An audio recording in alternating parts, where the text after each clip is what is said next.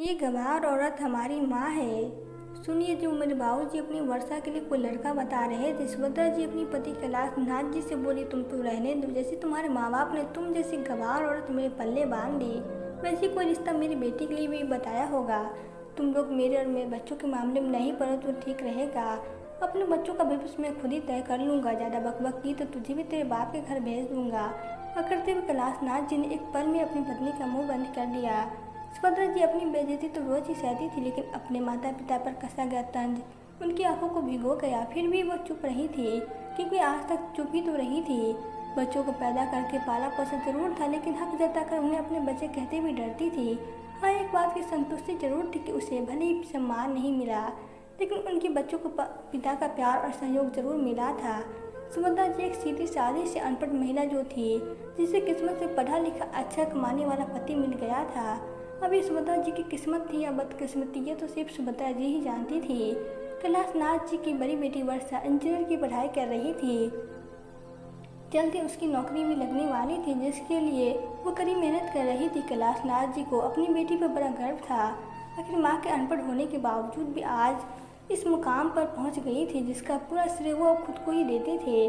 जब भी कैलाश नाथ जी उससे शादी की बात करते वो टाल देती, हमेशा कहती, मुझे पहले आत्मनिर्भर बनना है। एक बहुत ही अच्छा रिश्ता है। तो कैलाश नाथ जी इस बार फिर वर्षा से बात करने को खुद को रोक नहीं सके। बेटा, बहुत रिश्ता आया है तेरे लिए, उन्हें तुम्हारे पढ़ने और नौकरी करने से कोई भी दिक्कत नहीं है, बस तू हाँ कर दे।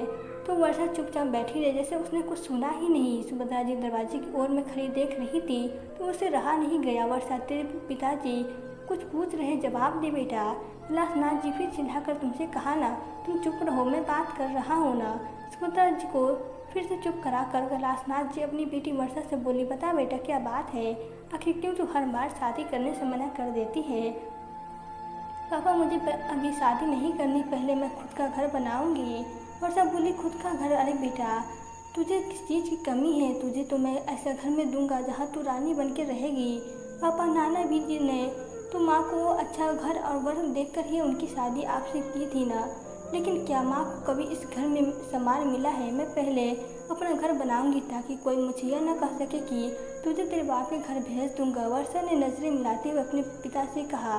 वर्षा की बात सुनकर अचकचते हुए कैलाश जी ने अपने बोले, अपनी बराबरी इस जाहिल गवार औरत से कर रही है, तो जिसे न बोलने का पता और न ही उठने बैठने का पता। पापा, जिसे आप गवार औरत कहती हैं न, वो हमारी माँ है। उसी ने हमें पाल पोस कर इस लायक बनाया है। सच बताइए पापा, मुझसे और माँ में क्या अंतर है? यही ना कि वो अनपढ़ और मैं पढ़ी लिखी। शादी के बाद जाऊंगी तो मैं भी पति के घर ही। यदि कभी मेरे पति को ऐसा लगने लगा कि मैं उसके लायक नहीं, तो वो मुझे इस बात पर भी बाप के घर भेजने की धमकी देकर मेरे आत्मसम्मान को झल्ली करेगा। नहीं पापा, मैं ये नहीं होने दूंगी। मैं अब माँ जैसी नहीं बनना चाहती। आज वर्षा की आवाज़ में अलग ही रोष था, जिसने कैलाश नाथ जी का मुंह बंद कर दिया था। सुभद्रा जी की आंखों डबडबा गई थी, लेकिन उसके अंदर का आत्मसम्मान आज जग चुका था। बेटी के रूप में आज उसे अपनी खोई हुई आवाज़ मिल गई थी, जो एक पत्नी और एक सम्मान के लिए उठी थी। तो दोस्तों, आपको यह कहानी कैसी लगी? अगर कहानी अच्छी लगी हो तो वीडियो को लाइक करें और प्लीज़ चैनल को सब्सक्राइब करें। Thank you.